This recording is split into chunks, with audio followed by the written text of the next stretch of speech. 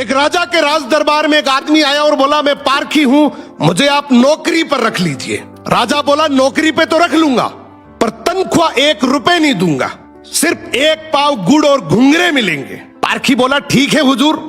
कुछ ही दिन बाद राजा एक घोड़ा खरीद कर लाए। उन्होंने पारखी से पूछा, बताओ इस घोड़े के बारे में क्या कहते हो। पारखी बोला, हुजूर ये घोड़ा है ही नहीं, ये तो गाय है। राजा चौंक गए।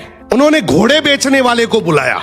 उसने कहा, साहब बात तो सही है तो घोड़ा ही, लेकिन बचपन में ही इसकी मां मर गई थी, इसे गाय का दूध पिलाया गया था, इसलिए इसकी आदतें गाय जैसी हैं। राजा ने हैरानी से पारखी से पूछा, तुम्हें यह सब कैसे पता चला। पारखी बोला, हुजूर जब ये चल रहा था तो नीचे मुंह झुकाकर घास खा रहा था, घोड़ा हमेशा ऊपर गर्दन उठाकर खाता है, मैंने इसकी आदतों से पहचाना।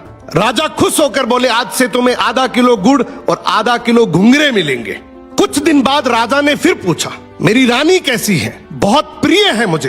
पारखी बोला, हुजूर आपकी रानी खानदानी नहीं है। राजा को विश्वास नहीं हुआ।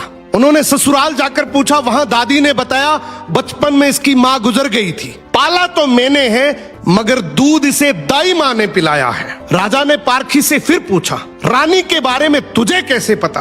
पारखी बोला, हुजूर इसके स्वभाव से खानदानी रानी में शालीनता होती है, मगर ये नौकरों पे चिल्लाती है, गाली देती है, इसकी आदतों से पहचान गया कि ये खानदानी नहीं है।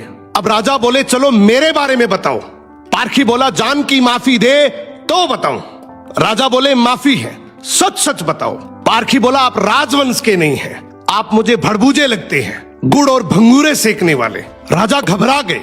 जाकर अपनी माँ से पूछा, माँ सच बताओ वरना मैं मर जाऊंगा। माँ रोते हुए बोली, बेटा बात तो सच है, जिस दिन तू पैदा हुआ था उसी दिन महल के पास एक भड़बूजे का भी बेटा पैदा हुआ था, तू मर गया था और मैंने राजवंश बचाने के लिए उसके बेटे को लिया, वो तू है।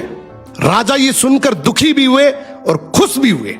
इंसान की पहचान उसके चेहरे, कपड़े या खानदान से नहीं होती, उसके चरित्र से होती है। किसी को भी केवल उसकी शकल, सूरत, पद या घर देखकर मत परखो, उसकी आदतें, उसका व्यवहार ही उसका असली परिचय है।